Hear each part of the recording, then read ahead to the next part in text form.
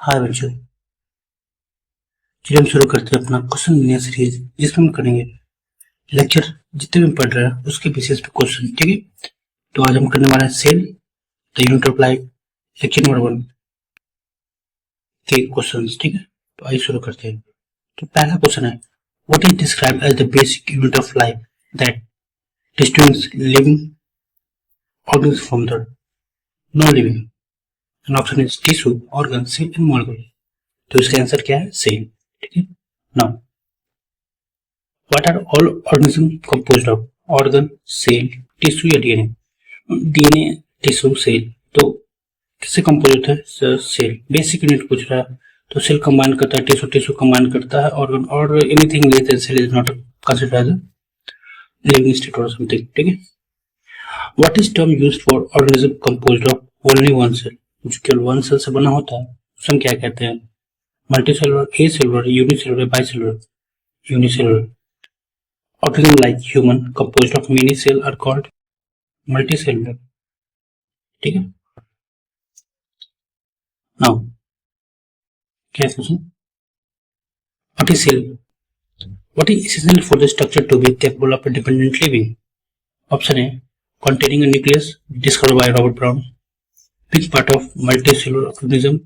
Being a complete cell, being not visible under Leeuwenhoek's microscope. तो it is essential.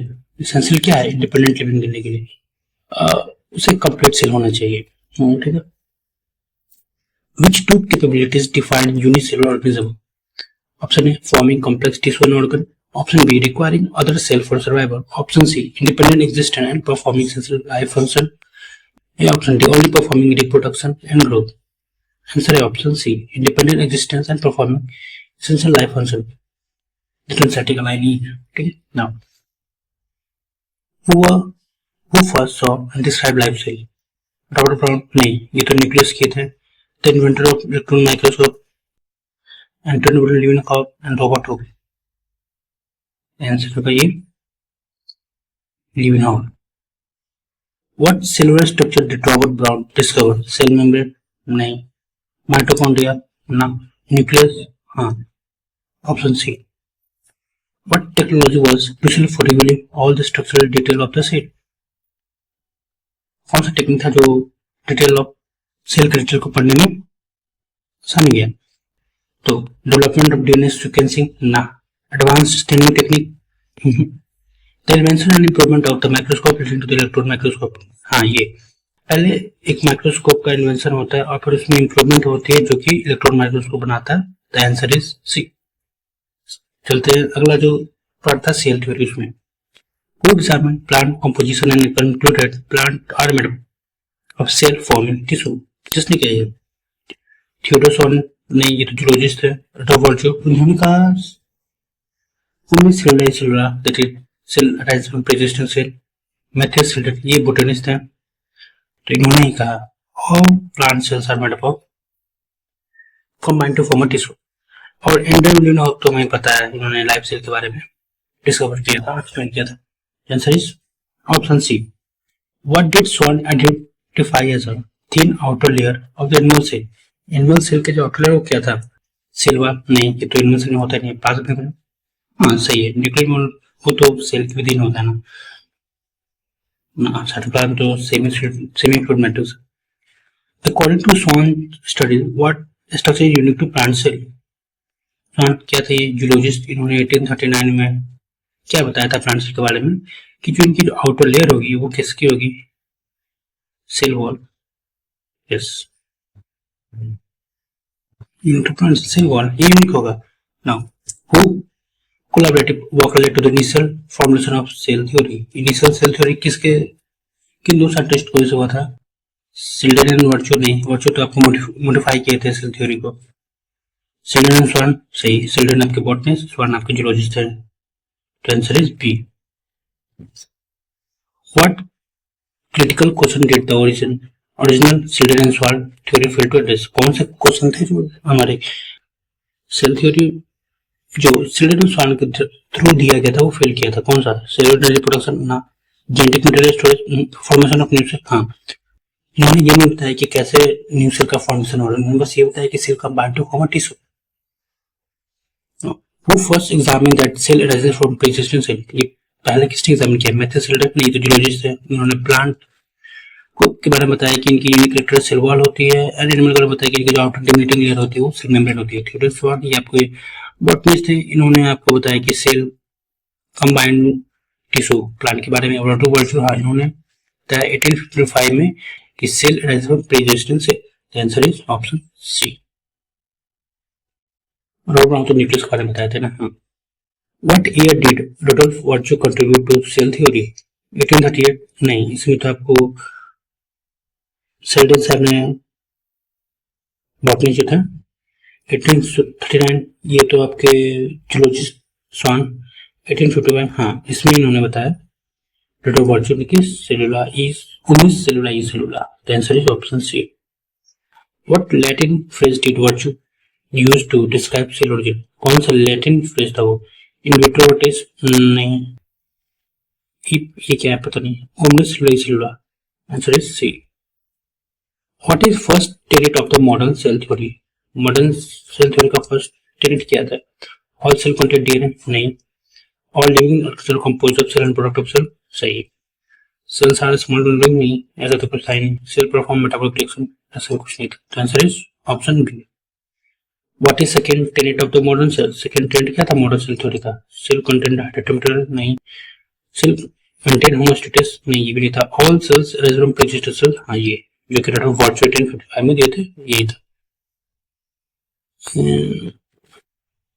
What work especially focused on animal cell? Whose work?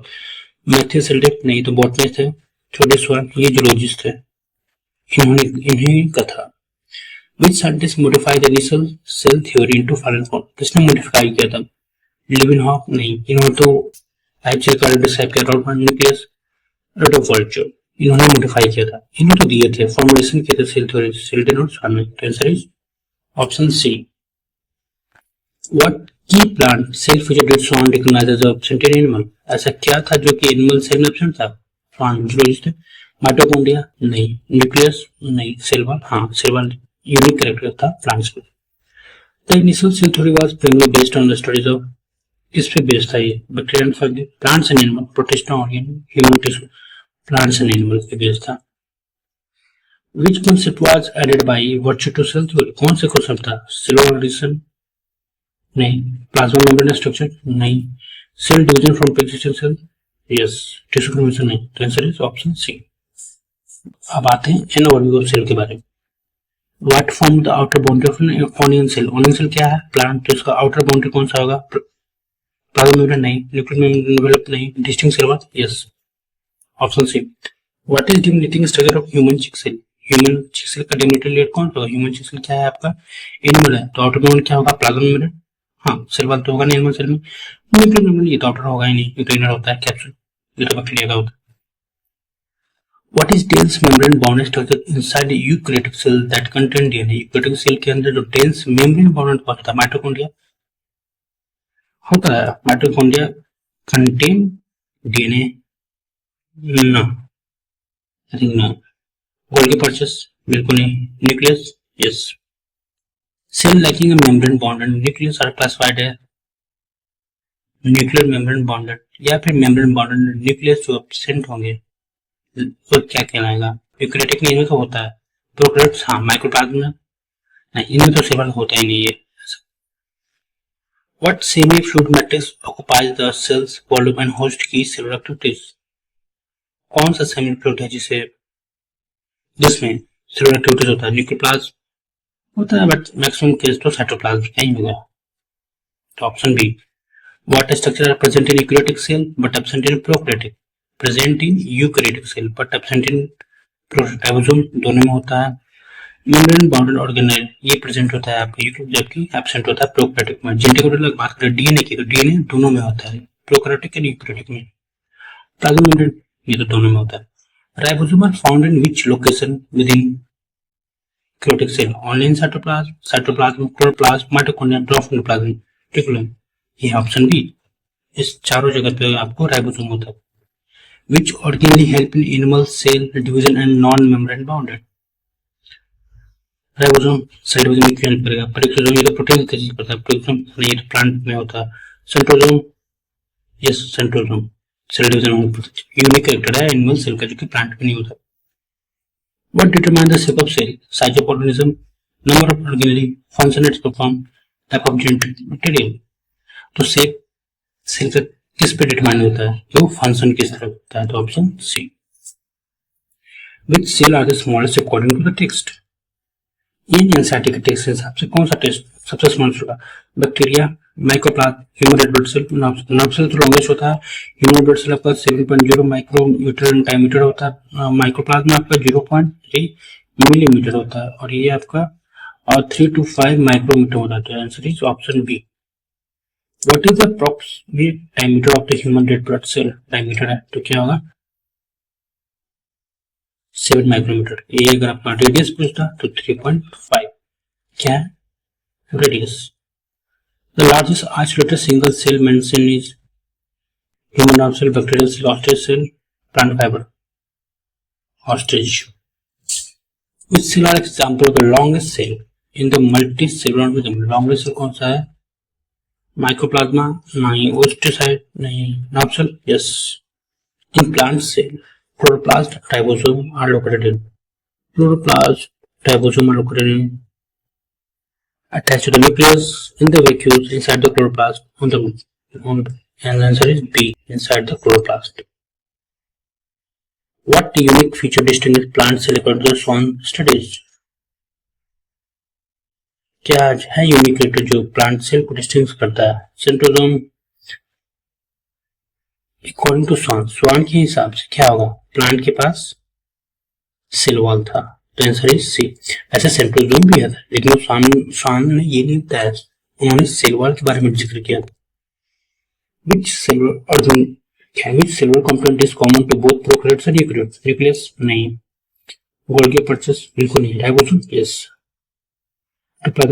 नहीं।